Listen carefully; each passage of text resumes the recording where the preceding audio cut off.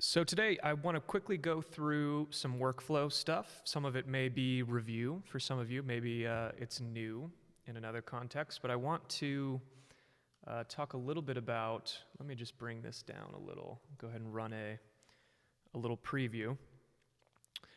This is a little something I was putting together last week as a potential kind of pitch deck motion test.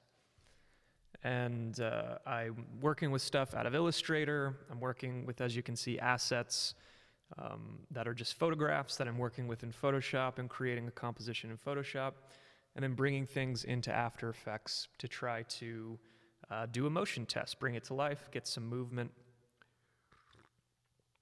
And the backstory is pretty simple. It's a pitch for basically a YouTube channel called TLDR, which in internet slang means too long, didn't read. So it's supposed to be summaries, like a 5-minute video that gives you a summary of a book. So I'm coming up with a general kind of logo title animation for the title of the series, and then working on specific, trying to come up with a specific idea of how the actual book title could be represented in kind of an animated title scene. And the first book is by Francis Fukuyama called Political Order and Political Decay, is exactly as it sounds, all about how governments come to be in power and then how over time that starts to break down. So in starting this project, one of the first things I did was kind of run a little test. Let me go way down deep into my comps here. Hello, hello. Everybody doing good? Let me up the resolution there so you can see. The very first thing I did was create this square composition. And if I hit Command K, you can see it's just 300 by 300. I'm doing everything at 24 frames per second. Let me move that so you can see it. Sorry about that. And just a 5-second comp. And basically, I wanted to create a base element, and as you'll see in this workflow, I end up using this element in a few different ways. So the first thing I wanted to do was go in here and just get some stock images of book pages. This is probably something you could scan book pages yourself. Since I'm just doing this kind of for a demo purpose, I'm just grabbing Google images of book pages. You can see even my resolution on some of them isn't as high as it ought to be, but they're there each for about 4 frames, and then it needs to end on white, right? And I did this because I wanted it to serve as the basis to kind of screen these in, mask these in underneath each letter. So each letter kind of has this looping book page texture that's looping through, and then it ends on white. So I needed to build the base comp like that. And so, you know, it's only just over 1 second. And basically, I started here. I wanted to get a feel for the speed of it. I wanted it to feel pretty quick, to almost feel kind of like that marching ants feeling, that rough animated texture type feeling. So I'm getting this going as a base element, which then I use quite a bit. So then the next thing I wanted to do was actually go into Illustrator, and you can't see it because it's all white.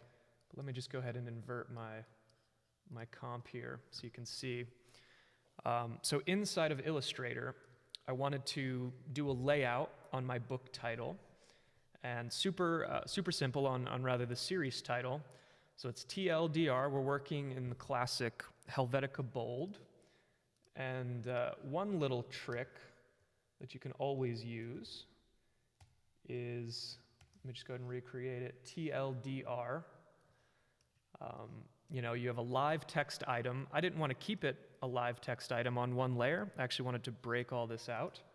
So if you hit Shift-Command-O, it turns your live type into actual layers. And then the next thing I can do is hit Shift-Command-G to actually unbundle those layers, and then I can get each one effectively as just a vector element, right? And I'm going to screw up my comp if I leave that there, so I'm going to delete it. So that's all I did, was coming in here, making sure that My alignment is perfect across the bottom, making sure that my kerning, my spacing between the letters, is looking good. And then I have an alternate font here, which is Baskerville, semi-bold italic. I'm keeping everything in this comp. Let's see, broadcast, upload rate. Okay, hopefully the broadcast is keeping up with the stream here.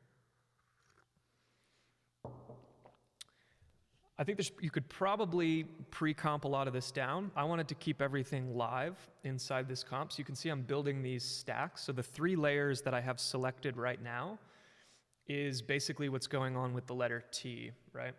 I've got my image loop base, which is that animated texture of the book pages. Then I've got my actual Illustrator artwork, right? Just that letter T.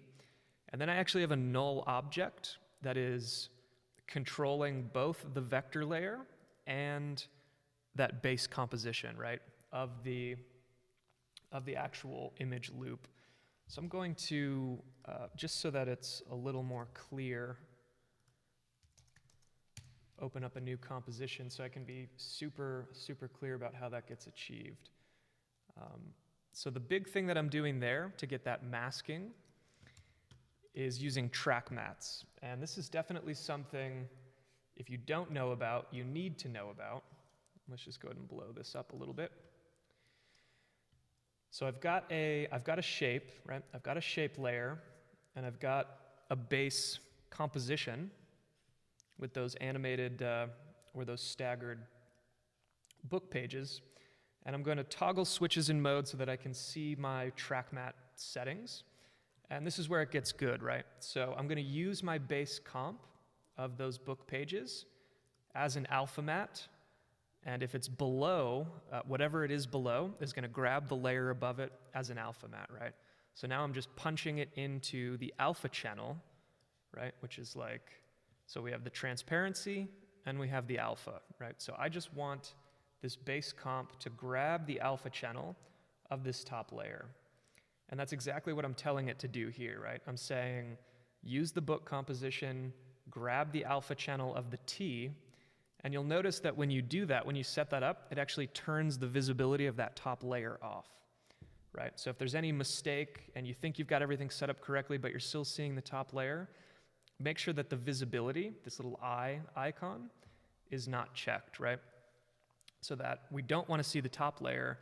We just want to use its information as an alpha channel to bring in that base layer. Now, the next thing I wanted to do before we get to the animation side is play with the colors a little bit. So on each of these base compositions, I've actually got a color balance effect applied to that layer. So hopefully you can see that. Let's see. Let me make sure that that's showing up there.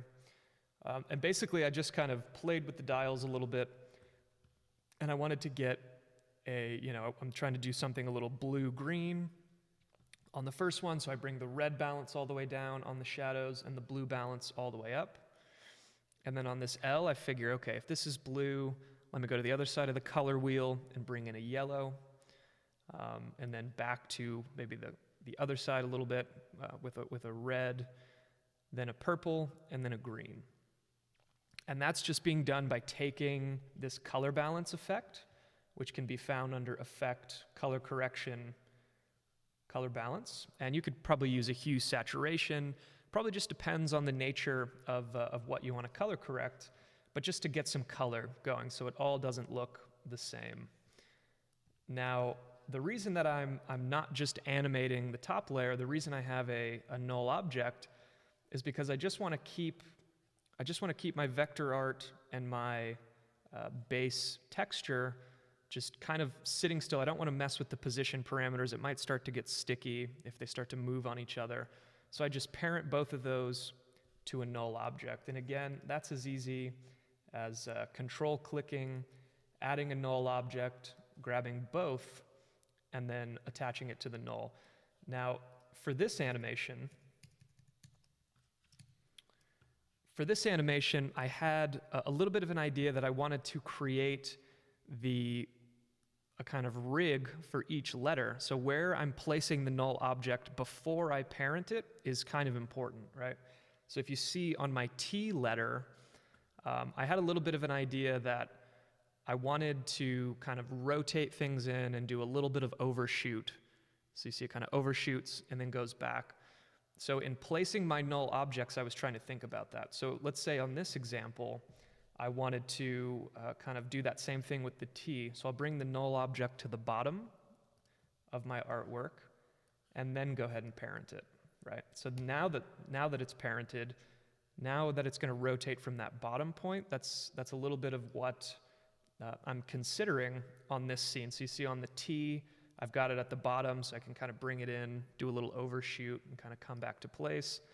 On the L, I decided to place it on the very front of the object so that when it comes into place, it could actually rotate the other way. So maybe I could get a little bit of contrast between the T and the L, kind of rotating in towards one another, and just to get some variety, right? So it looks different. On my semicolon here, my semicolon mover, I put it on the very top left of the artwork. You see my keyframes here, so when I bring that in, it kind of rotates the other way. So you see, it's pretty systematic the way I'm bringing these in, just trying to do it a little bit different each time. The D comes in. I decided to parent the null to this very top corner so that I could get a little bit of rotation on that pose there, and then kind of bring it back. And then the R, putting it on this front corner here. So that was the basics of kind of setting up how I was going to animate each letter in and try to get something interesting. And because they're offset in time, you can sort of see how each of these three layers represents one of my little objects here in my title. Because they're offset, the animated texture of the book pages is also offset. So at no point are they sitting on the same exact frame. So that's a positive as well, and it kind of comes in from left to right. Now, achieving this kind of stop motion blocky look is pretty simple, and I want to quickly talk about how that got achieved. So I actually did pretty simple animation, but I started with my final pose, right? So like on this scene, the first keyframe I set was actually its final resting place, because I want to make sure I get back to exactly, let's say the approved layout that I have here. So the very first keyframe I would set is, let's go ahead and set a position. I'll hit P and say R for rotation. So let's say it's going to take 1 second to get to its final pose. I'm going to set it on its final pose. And I'm just going to grab and kind of just jumping and staggering. So if we take that same basic principle, you see, let me go to my T mover, hit U. I need to move the iPad a skosh so I can see that. So you see on my T mover here, how I don't have that many frames, and I just pop it on, because actually on my first passive animation, I was bringing them closer to the sides and it was taking too long. So I actually just shortened it up a bit. It said start here, then go here, then give me that overshoot pose, and then go back to your final resting place. And I wanted it to be really quick, so in the end, it was that simple, just to do that many frames. So pull open my L settings. And so again, it's just those hold keyframes that gives you that look. Hopefully the stream is a bit lagging for me. Okay, let me see here.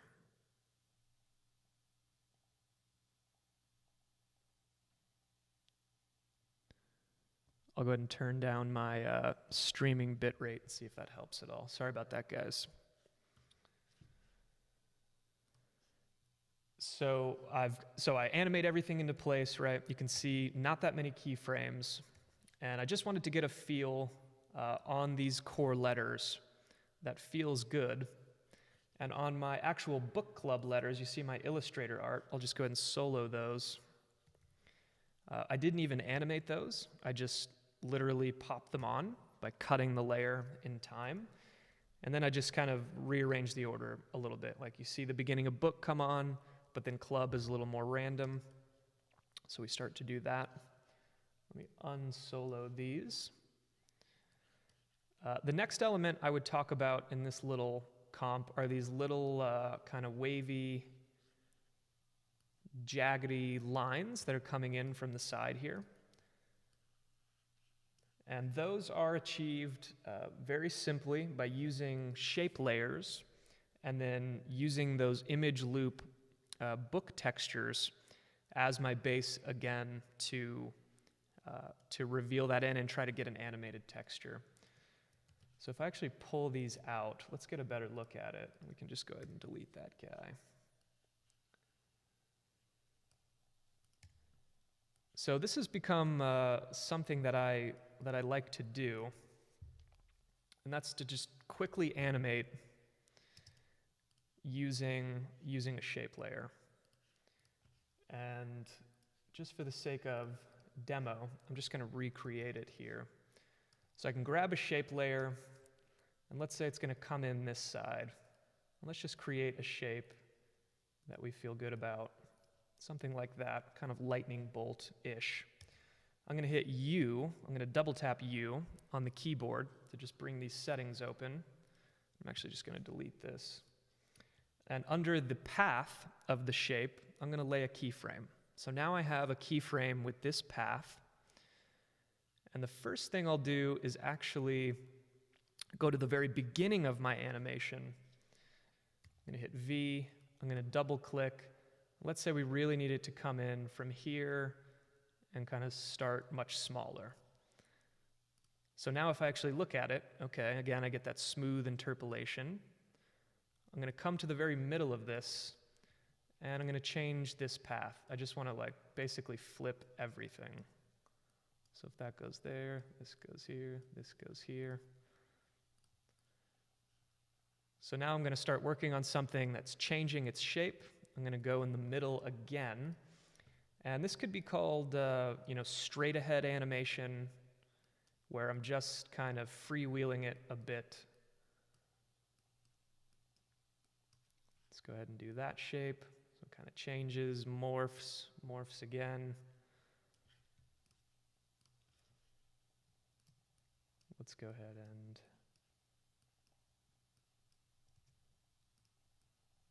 change this shape up again, make it a little skinnier. So I start to get this shape layer that's just all over the place. And let's see, I need it to kind of fade down a little bit. So when it gets here, it needs to start getting a little bit smaller. And then here. And then let's actually kind of play this forward a little bit. And go ahead and get a couple frames in here to get this guy off screen. So we'll just lay our poses where you like just barely see it in the shot as it goes towards the center, right? So it's like we start kind of small, comes in from the corner, gets big, moves its shape, and then gets small. And I'll just hit Alt bracket to just go ahead and cut that layer. And then it goes off the screen. Now again, I'm going to grab all my keyframes and turn them into hold frames so that I can get that kind of jaggedy look, right? Where it's just stop motion. It's almost like we cut a piece of paper and put it into place, right? So I get this element that's got that stop motion feel, and it's kind of changing its shape. And again, I was using the image loop, and I was really, really stretching it to its extreme limit by doing something a little like this. And let's see if I'm on the path here. So it looks all right. I'm going to say alpha matte. And so then I get that shape there. And let me move this forward a little. So let's go ahead and play that back a little bit. So I get something that's super beat up, super random, very handmade feeling. It was trying to go, I was trying to think of almost like a paper cutout. if I was going to do little sprites and kind of a stop motion feel. But just grabbing a shape layer, changing its shape, animating it over time, using it as a track mat, appeared to work pretty good. So that's what I have going on at the top of this composition, right? Every 2 of these was a shape layer animation, and then I'm using that image loop base to alpha mat that in. And again, you can see how I'm trying to work with the colors, right? I'm trying to not just do black and white. You know, again, I'm playing with that same color balance effect. If you see, you know, okay, which one am I on here? Up here on this top right corner, right? Getting this super, super green color, looking a little neon. Trying to dial this in with more of a pink, just get a little variety going, get some complementary colors on the screen. 1, 2, 3, the build is there. Like, it should be really quick, really snappy. Okay, I'm gonna bring that program bitrate down ever so slightly. I keep getting that warning there. It's too much, too high on the bitrate. So that was that scene, and then I had to think about doing the first actual book title, and that was for this book, Political Order. And let me see here. I totally butchered the... Let's go ahead and open this in Photoshop. Okay, so on this scene, it should be immediately obvious that we're using existing elements.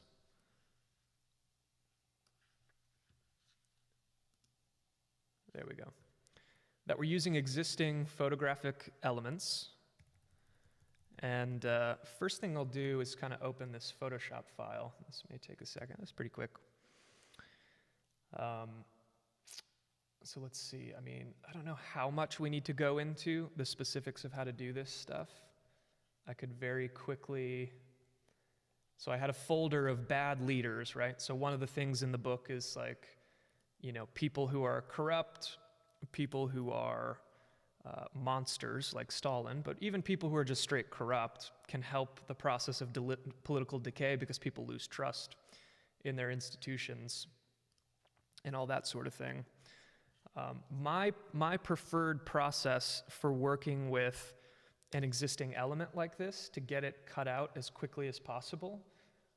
And on this little project specifically, I really became a little more handy with it, is this magnetic lasso tool. And with the magnetic lasso tool in Photoshop, right, you like lay a first point, click, and then try to run your mouse, or a Cintiq. If you're on a Cintiq, it would be even better, and just follow the edge. Now this image is pretty good, right, because the black suit is giving us all this good contrast. If you hold down the space bar, you can move the image if you need to.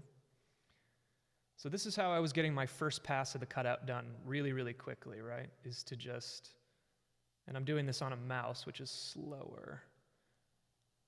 And I was okay with, so you see there, it's gonna cut off the glasses a little bit. That's not good. But this is why before I actually delete anything, I will save a copy. So let me see. Magnetic lasso, right? It should take about 30-ish seconds. See, it's gonna cut off the finger. I'm gonna have to go in and paint over top of this microphone. That's okay.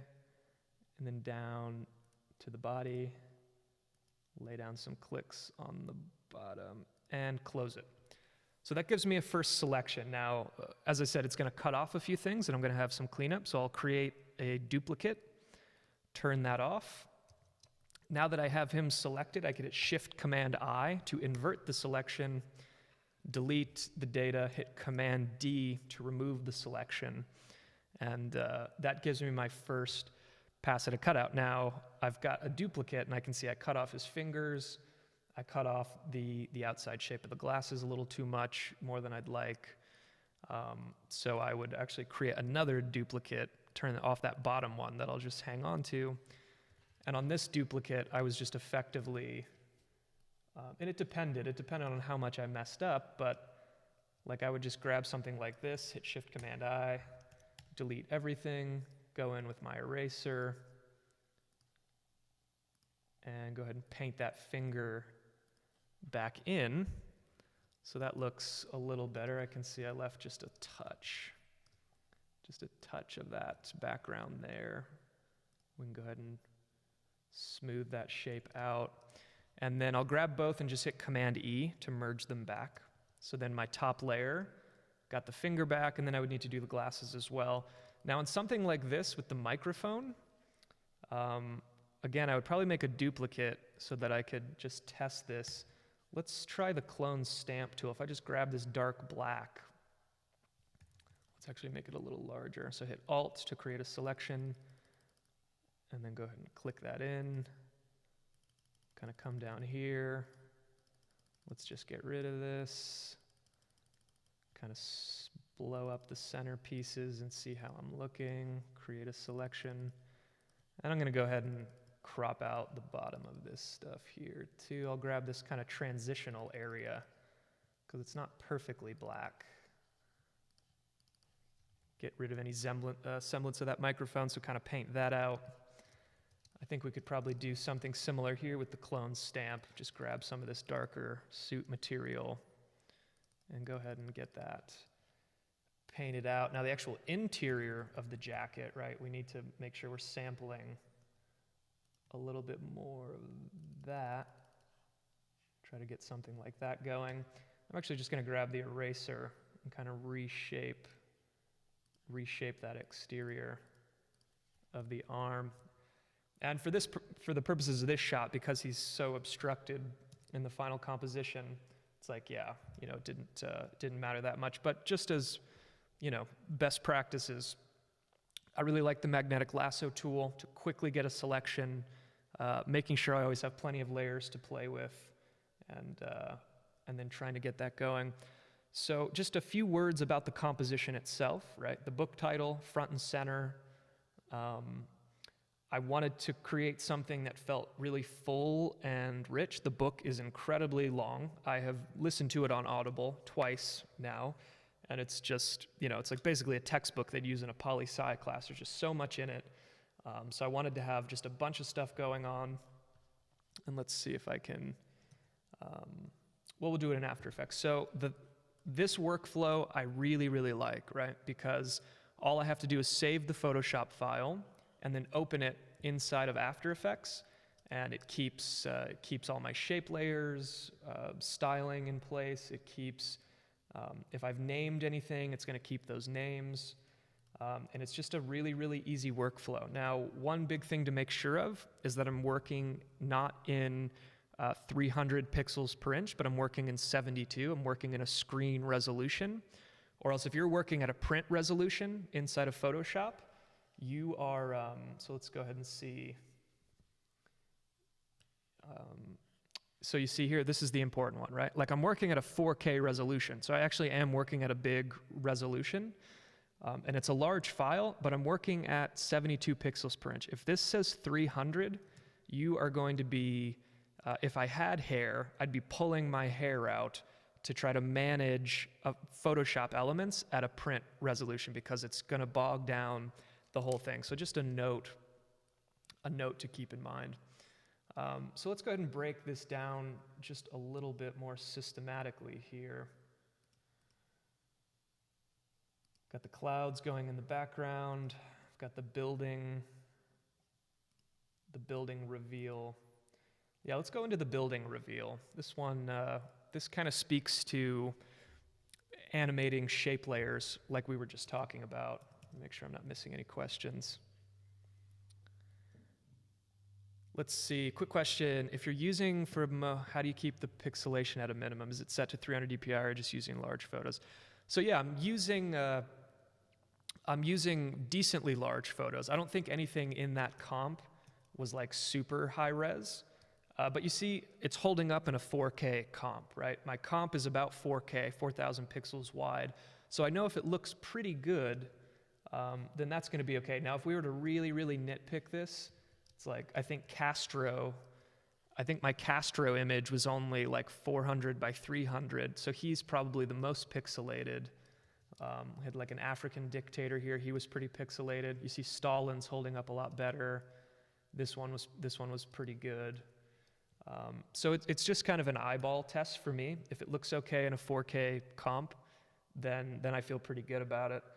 But definitely not working at 300, like we said, working at 72. I wasn't feathering the magnetic lasso on this comp. And as you can see, I'm like pretty happy with the results of not feathering it, giving myself a hard edge. And occasionally I would just go in with my eraser and create some shapes if need be. So I've got this building element, right? I've got the, oops. I'm gonna duplicate this just so you can see it. This, I wanna say it was like the Austrian parliament or the Polish parliament building. And this one took a little bit longer to cut out, right? There's a lot more detail going on in the kind of tops of the buildings. So this one took a little bit more time to play with. And you can see it's not perfect, right? Like I'm kind of arbitrarily cutting this line down the side because I just want a hard edge there. You can see it's not perfect in a lot of places, how it looks a little sloppy, but generally speaking, I want to be able to look at the image and get a pretty strong sense of a nice shape. I didn't want totally straight lines on the edges, so I've got, you know, a little bit of overlap there to try to extend it out. And to reveal it, I wanted again to feel some type of stop motion-y, jaggedy, irregular shapes. I didn't want it to just be like a circle that was scaling up and revealing it. So I actually have a shape layer with 3 separate paths that have their own animation, and you can see I was thinking about trying to go through the center, and I think I actually started, I think I might have started on this pose. What was the pose I started on? It must have been right about here. I really wanted some type of reveal where I could get kind of a moment like this on one of the domes of the building, where you could really see how it was kind of like building up. But I knew there needed to be some shapes where you really were cutting into that circular shape to kind of get that form. So I kind of started right about here and thought, okay, I'm going to have a shape layer kind of growing out on the center panel of the building, and then I'll do 2 larger shape layers on the side, revealing the sides of the building. I was kind of thinking about it in 3 parts, and something that could be irregular and interesting, and kind of have that feel. So you see, that is how I'm getting the building on, all being done on a single shape layer. A great thing about shape layers is that you can have multiple paths. You can animate paths independently on a single shape layer. But because I need it to use it as an alpha mat, I wanted everything on one layer, so I could just come right here and say, you know, my building element needs to use that shape layer as its alpha information to get on the screen. Now, back within the actual main comp, so let's go ahead and solo building reveal, building reveal, building reveal. So this is what I knew I wanted to do, right? Like once I animate it over once, it's like, okay, well, I should probably do a secondary layer and then offset it. So I could try to get something more in this realm, right? Where, you know, you're kind of seeing the first part of it come on, and then it looks like it's kind of building up over the top of it. So that's what I'm doing to bring the building on. That was one of the first things I wanted to work on within the scene. And let's go ahead and unsolo those. The other place I started was actually on these ground elements, on my ICBMs here. These, and these were pretty straightforward. Let's see, where are my ICBM layers? Here they are. So I've got a couple Russian ICBMs, a couple US-based ones, and I'm basically just using a position and scale animation to try to create the appearance like they're actually traveling along the ground. Now, I don't think it looks great, but within the context of this scene, I wanted it kind of, everything's coming out of the middle and sort of growing out into this final position. And so just a simple position and scale. You can see here, if we just solo this ICBM, I basically wanted it to look like it was kind of driving, but also coming towards the screen. Now it's a 2D element, right? So I'm not going to get a super dynamic kind of look at it, but just enough so that it feels like they're kind of coming out from behind the trees. Now so let's see, I've got my cloud layer to start. And I did some like lightning strike. And again, this was doing that same thing with shape layers again. So if we actually kind of look at the data on that, there's just 4 keyframes where it's like pose 1, pose 2, pose 3, pose 4 gets really small, and then I cut the layer, right? And one of the things I was thinking about was, starting out with this almost nature scene where you see a cloud and see some lightning and see the trees come in. And then we start to see all the other craziness. The planes come in, the ICBMs launch. We see these rockets launching up out of the background. And then everything goes into its final resting place. Now, I'm trying to think, it's not super interesting what I'm doing with my dictators here. So let's see if we actually just solo these guys. Take a look at what we're doing here. Just position and scale, right? There's nothing super impressive happening here. I'm just popping them up quickly. I've offset them a little bit so that they start on the edges and it ends in the center with kind of Stalin coming up on that peak. Compositionally, I think it's really obvious what I'm trying to do here in terms of, almost creating this oval shape within the composition. Like there's a kind of a triangular form on the top, right? It's very obvious that I'm kind of staggering Stalin at the top to create a sort of triangular shape, and then doing the same thing on the bottom, right? How I'm keeping the tree line and the ICBM line a little bit on kind of a diamond shape as well.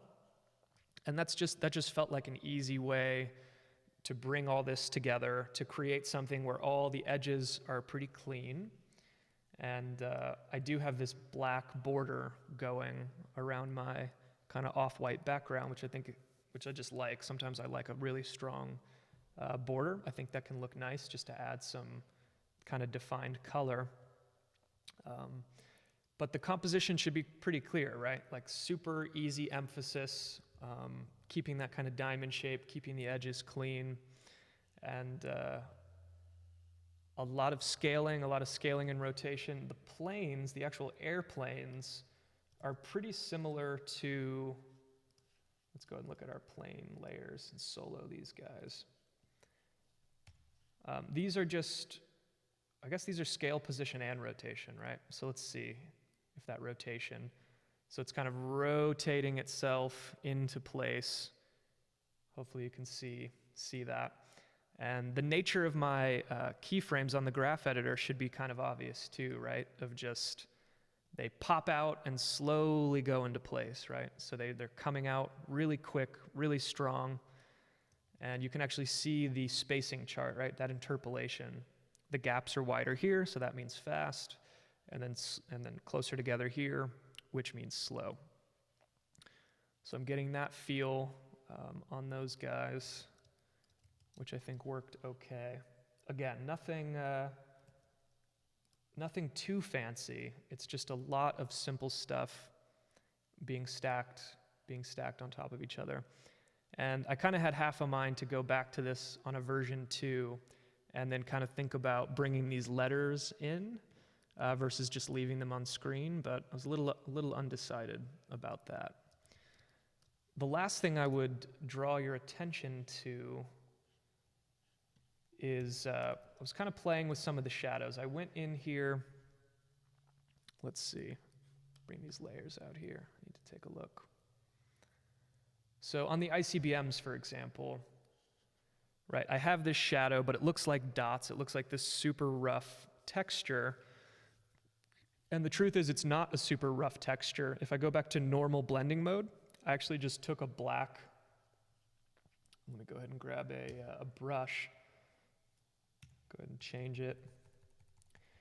I actually just took a black brush, and that is not the one that I took. I took just a normal feathered kind of brush, like so. And then I actually changed its blending mode to dissolve. And that's where I was getting this little kind of, looks like a rough kind of dry media pencil or something. But there's not in fact, I actually better straight undo that all the way, or it might change my layer size. Back in the After Effects comp. And I did the same thing on the text as well, right? So I have that layer there. Let me go ahead and put that back to normal. And you can see I just took a feathered black brush and kind of painted along the bottom of the letters to do a shadow. And then said, I don't like how it looks normally. Let me try to see some type of blending mode. Dissolve was nice. I get kind of a rough look. I thought it looked okay, so went ahead doing that. And again, this is what I love about the workflow is, let's say, the client's like, well, we like having a shadow under there, but we don't like the blend dissolve mode. The blending mode stays live, right? So we could just take it back to normal and say, okay, we'll pull that blending mode back and just get kind of a thicker shadow in there. That's totally fine. So being able to work with blending modes across the two pieces of software is something I think that's pretty useful. I don't think there's much else in here that's going to blow your mind. So one thing I wanted to do on this opening tag, and something that I really like when I see it in a film or in an animation, is to kind of invert the screen, right? So I get TLDR, everything's in place, then it's white on black. So then I was thinking, okay, how could I take, maybe a half a second of this tag and invert the white to black? So that's how I came up with a very, very quick, little animation where, I pre-composed all my letters so that I could pre-comp them and add a layer style where I just turn it black, right? Because everything's white in there, so I flip it to black, and then came in underneath with just a single book page, and then did a shape layer animation. Let me go ahead and U of kind of just like an expanding square that goes out to the edges. Turn that back off. It's revealing a book page, a single element that I'm again using as an alpha mat. And then I did a little click sound effect. So I actually did add some sound effects. And I'm not sure that that's going to come through.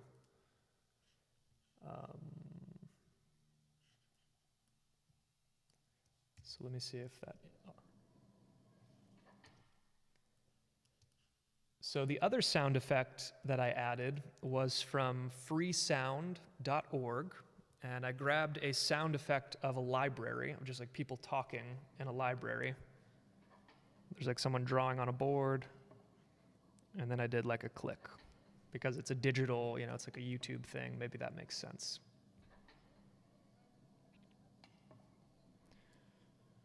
So this might cause the stream to lag a little bit. And I didn't have any audio, on the backside. But theoretically speaking, this would kind of be like an opener, right? Like we see this tag, then probably something, and then some type of book opener.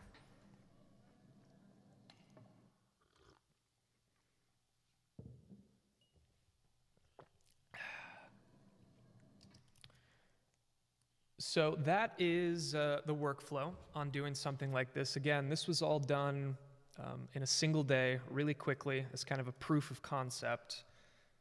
There's certainly, I think, a lot we could critique and do a lot better, especially on this book opener. I think we could probably work with the building reveal. I think we could work with a lot of the little animations.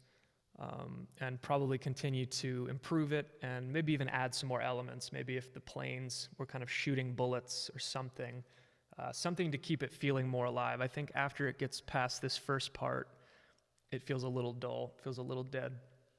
So I think it could be a lot better, but as kind of a first proof of concept, I think it puts things in place that will help us, have a conversation about it and see where we could make some improvements. Okay, let's see, a few questions. What are your thoughts on drifting elements in a composition like this? As in is it more necessary?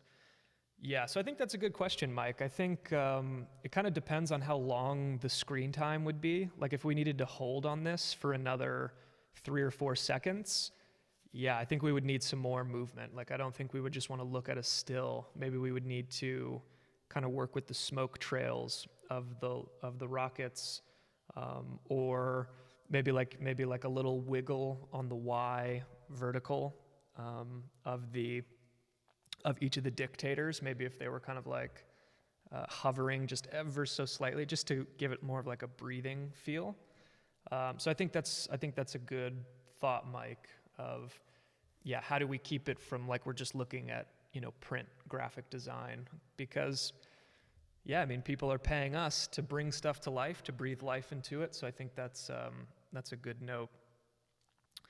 Let's see, my camera notification is telling me that my battery on my camera here is in its last 5 or 6 minutes. So any questions that you want to get in right now, please start your typing there, and we'll go ahead and talk about that. As always, if you have any questions during the week, of course, you can just hit me up on DM.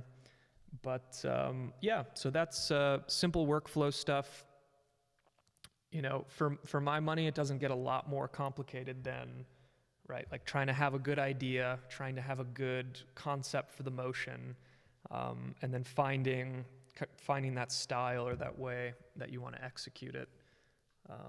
So yeah, excited to continue to see everything you guys produce and share with your mentors. And if it doesn't look like there's any questions, we're going to get out of here before this camera dies on us.